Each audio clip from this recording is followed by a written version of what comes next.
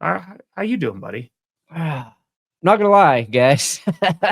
We totally did not. We did not drink a lot last night. We did not I've never sleep drank. very little, and our Nothing, heads actually. are not pounding.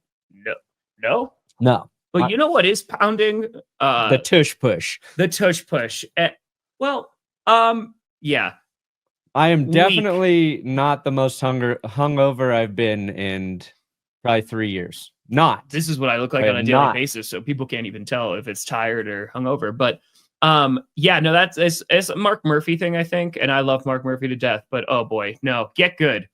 I've played Bloodborne. Yeah. I've played Elden Ring. Get good. Get good. Just get stopping or running the Tush Push. And by the way, which the Packers did. By the way, they've run that play. So yeah, no, it's it shouldn't get banned. Just get good. Any team can do it. You just got to prepare for it and poop. Well, there was this whole thing about Sean McDermott and I can't hear you. Can you speak into the microphone? Sean McDermott and who else? They're saying safety. We should consider banning the Tush Push because of safety. Which no one got hurt on that play, right? That's what the NFL said.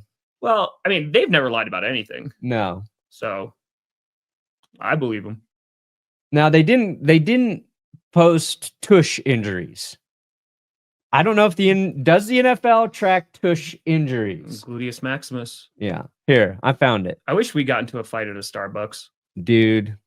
I don't drink coffee, but I'd go there just to fight. We would drag it out for so long. Oh, it would be. Yeah, there was. So the NFL announced its internal data. Mike, please. God damn it. Its internal data shows the Tush Push play resulted in 0 injuries. Now, Jason Kelsey has said the Tush Push was rough on his body. Chris Jones had a little neck thing in the Super Bowl. But if you watch, they had Chris Jones lined up horizontally trying to stop. I don't know what they're doing. I would argue that any football play is not good for your body. I think football just hurts. I think just generally, especially if you're getting hit every single.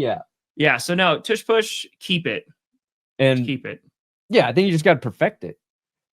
Appreciate your voices. And I think I did a video where I talked about it, and I believe Tom Brady had a higher quarterback sneak percentage than the Tush Push is effective. So you could take the Tush Push away, and you'll still have quarterbacks who are good at the sneak. I think I agree with that, Brandon. Teams are just now going to go. I think if we the Tush Push should keep talking, please. You're going to go down the Tush Push. I think would it should stay. Just get good, and if you don't, get better. Trade package. If we can get a Ja Rule.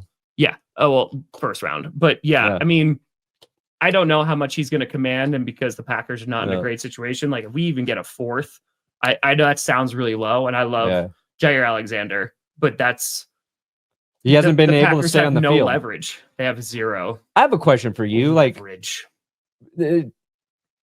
It's funny because I would have liked to talk to you about this week, but it's true.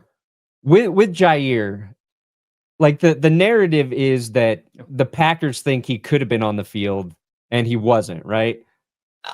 Is that kind of... That's not what I've heard. No? So I just, it's just not being able to stay healthy. Because, here's the problem, too, is because... So the issue was, LaFleur was being super... Crush a day. LaFleur was being super... I don't want to say weird about it, but in the press conferences, he would be good to go in practice, and then he just wouldn't play in the games. And people were like, okay, he's not ready to go. But LaFleur has come out and said it's literally just health related. Yeah. So I don't think that's a thing, but man, I think ultimately, I mean, we talked about this before the season ended. I wouldn't be surprised if he's not there anymore because they're going to have to if they have to restructure. Right. And that takes both of them to come to the table. And I don't think that they're going to. Which sucks because the Packers do need a corner. Yeah. So I don't think we're going to get a lot for Jaire if we wind up moving on from him, which I think it looks more and more likely. But it's always it's the fear is he's going to go to another team and he's going to play all 17 games. Of course. And he was very good. Was very good in all 17 games. Well, the Packers are the epitome of, they'd rather release a player a year early than a year late. I mean, you've seen this throughout. Clay Matthews, Jordy, like you could just go on and on. Yeah. You know what I mean? Like and that's just recent memory. So, except for their quarterbacks, they can't get rid of them a year. Yeah, they've already told Jordan Love the year he'll be leaving. I have not heard rumors about DK Metcalf. I have not. So I haven't heard anything. That doesn't mean that's not happening because we're entering a weird free agency period too, in that like I feel like every day there's 2 players who have been granted permission to seek a trade. Yes. Like, yeah, you go ahead. We might not. I mean, like Myles Garrett, right? Yeah. Like the Cleveland Browns are still like, we're going to hold you hostage. Still, like, we're not letting you go. So, but Garrett came out yesterday and said, I am not playing for those a-holes. Did he say that? No, I'm paraphrasing, obviously. Okay. But he doubled down on that. He's not going to return there. So they're at a stalemate. Yeah. No, I mean, just because a player wants to get traded, like that's contracts, right? Unfortunately, like they have no power there. And especially after the new collective bargaining agreement, like even more so, like folks who are sitting out, they got no shot.